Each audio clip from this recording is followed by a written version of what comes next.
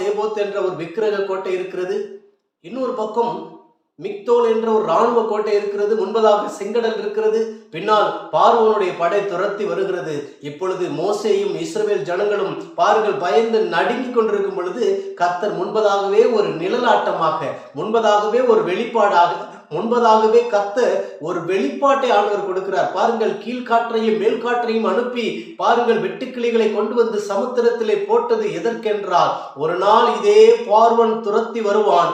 அப்படி துரத்தி வரும் பொழுது இதோ அவனும் அவனை சேர்ந்த இராணுவ வீரர்களும், இதோ எகிப்திய இராணுவ வீரர்களுக்கும் பார்வோனுக்கும் அது ஒரு சபக்குழியா இருக்கும் என்று சொல்லி சிவந்த சமுத்திரத்திலே கொண்டு வந்து வெட்டுக்கிளிகளை ஆண்டவர் போட்டார். பிரியமானவர்களே, அருமையான தேவனுடைய பிள்ளைகளே, 1 சாமுவேல் 17வது அதிகாரம் 33வது வசனத்துக்கு நாம் வரும்பொழுது பாருங்கள், சவுல் சொல்லுகிறான், அந்த கோலியாத் அவன் பிறவியிலிருந்தே யுத்த வீரனாயிருக்கிறான், நீனும் ஒரு இளைஞனாயிருக்கிறாய், சிறுவனாயிருக்கிறாய், உன்னால் போய் யுத்தம் செய்யல் ஆகாது என்று சொல்லுகிறான். ஆனால் இந்த தாவீது சொல்லுகிறான், நான் ஒரு முறை கரடி வந்த பொழுது, ஒரு முறை சிங்கம் வந்த பொழுது அதனுடைய வாயையெல்லாம் பித்து அதை ஒன்றுமில்லாமல் கொன்று போட்டேன் என்று சொல்லும் பொழுது கூட அவனை டிஸ்கரேஜ் பண்றதை பார்க்கிறோம். நம்முடைய ஆவிக்குரிய வாழ்க்கையில நமக்கு முன்னால் நடந்த சம்பவங்களை நாம் ஒப்பிட்டு பார்க்க வேண்டும். பிரியமானவர்களே, நம்முடைய ஆவிக்குரிய வாழ்க்கையில நடந்த சம்பவங்களை ஒப்பிட்டு பார்க்க வேண்டும். பாருங்கள், ஆண்டவர் சொல்லுகிறார், இந்த தாவீது வெளிப்படையாக பார்க்கும் பொழுது அவன் ஒரு சாதாரண ஒரு ஆடு மேய்க்கிற மேய்ப்பன் போல இருக்கும்.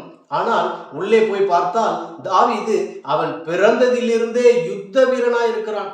தாவீது ஒரு பராக்கிரமசாலி, அவன் ஒரு யுத்த வீரன், அவன் ஒரு காரிய சமர்த்தன், அவன் சௌந்தரியம் உள்ள மனுஷன். மாத்திரமல்ல, அவனோடு கர்த்தர் இருந்தார் என்று வேதம் சொல்லுகிறது. ஏசாயா 40:11 சொல்லுகிறது, மந்தையை ஒரு மேய்ப்பன் நடத்துகிறது போல ஆண்டவர் நடத்துவாராம். எரேமியா 58வது அதிகாரத்துக்கு நாம் வரும் பொழுது 8வது வசனம் சொல்லுகிறது, மந்தைகளுக்கு முன்னடக்கும் கடாக்களை போல இருங்கள் என்று சொல்லி. பாருங்கள், இந்த தாவீது சாதாரணமான ஒரு மனிதன் இல்லை. பிரியமானவர்களே, வெளிப்படையாக பார்த்தால் ஒரு ஆடு மேய்க்கிறவன் தான், ஒரு சிறுவன் தான், ஒரு சாதாரண ஒரு மேய்ப்பன் தான்.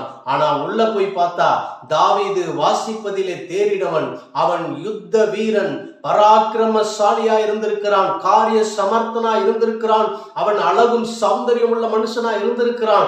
தேவனாகிய கர்த்தர் அவனோட இருந்தார் என்று வேதம் சொல்லுகிறது. பிரியமானவர்களே, எப்பொழுதும் நம்முடைய ஆவிக்குரிய வாழ்க்கையில நடந்த சம்பவங்களை நாம் ஒப்பிட்டு பார்க்க வேண்டும். முன்னால் பாருங்கள், தாவீது தன்னுடைய வாழ்க்கையில நடந்த சம்பவத்தை அவன் ஒப்பிட்டு பார்க்கிறான். ஒரு வெளிப்பாடு, அந்த கரடியை எப்படி கொன்றேனோ அதே போல இந்த கோலியாத்தை கொல்லுவேன். பாருங்கள், மோசேக்கும் ஆண்டவர் பாருங்கள் வெட்டுக்கிளிகள் எப்படி விழுந்ததோ அதே போல இந்த பார்வோனும் இந்த கடலிலே விழுந்து மிதப்பான், செத்து மடிவான் என்று ஆண்டவர் செய்கிறதை பார்க்கிறோம். அருமையான தேவனுடைய பிள்ளைகளே, உங்களுடைய வாழ்க்கையில எப்பேற்பட்ட கோலியாத்துகளும், எப்பேற்பட்ட பார்வோனும், எப்பேற்பட்ட காரியமும் பெலிஸ்தியர்களும் வரலாம்.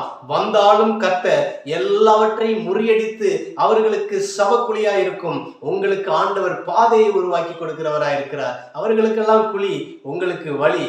கர்த்தர் தாமே உங்களை ஆசீர்வதிப்பாராக. God bless you.